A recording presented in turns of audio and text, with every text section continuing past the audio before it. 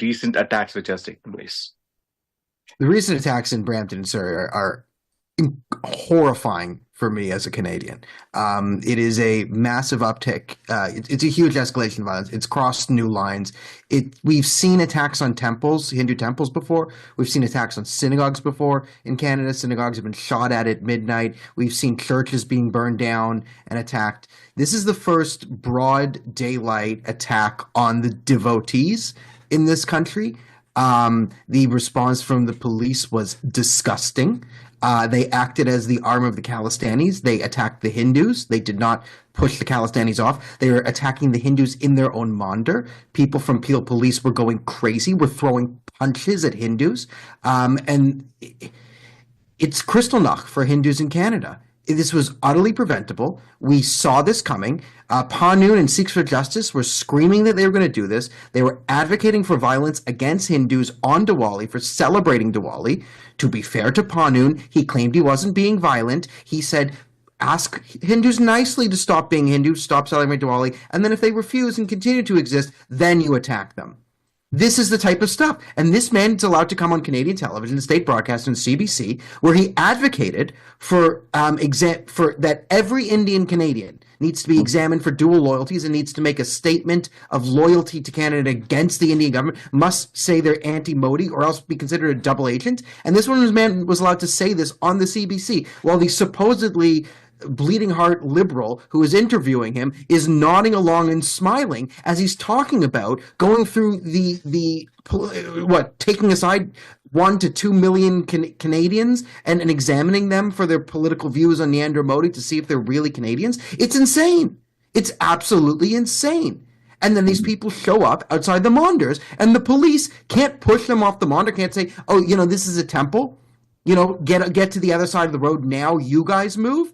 But they're tough enough to start punching Hindus because they know the Hindus won't punch back. But they know that if they start attacking the Khalistanis, well, then they're going to get whacked with some sticks, and that's a bit scary.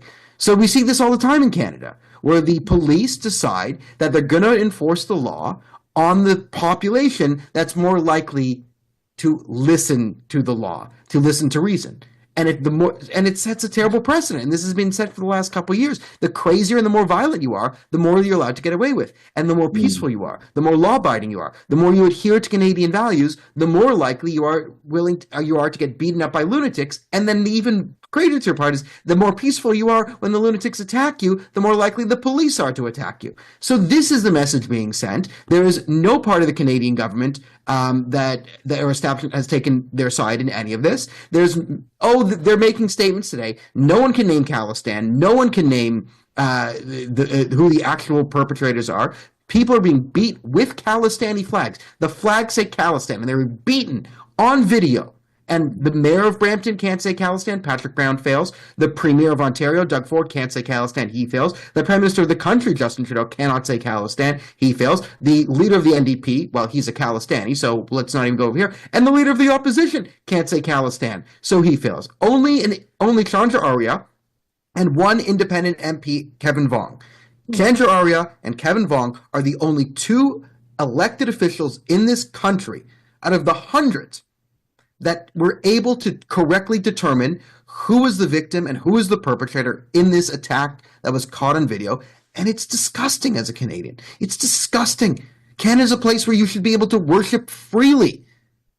And it's every level of the establishment. The police, the Peel Police couldn't name the victims of the perpetrator. No one has their back. And it's terrifying because it's going to get worse, because the message being sent to the extremists is it's open season on Hindus. Absolute open season. Attack as many Hindus as you want and we'll arrest. For every Hindu you attack, we'll arrest one Hindu for you. That's the message being sent to the extremists, and they hear it loud and clear. So expect Panoon to celebrate, make another video, threaten to blow up some more airplanes, think of a new attack line, and then unleash his thugs on someone else. We've seen words from Justin Trudeau. We have seen Justin Trudeau talk the talk half the time. Sometimes he talks against the talk, and he actually openly endorses the terrorists, but sometimes he talks the talk. And this is a time where he has mostly talked the talk. This man has never walked the walk. So until you see him walk the walk, preferably, until you see him take action, there is no reason to believe Justin Trudeau will take any action. He will release some statements. Oh, hate has no place here. He'll find some incredibly far left, diehard liberal Hindu to stand next to and take a photo in 3 days from now and declare, diversity is our strength, and this is all over and behind us. And just like he's been doing with the Jewish community as they consistently get attacked, if it's an egregious enough attack, he'll make a statement.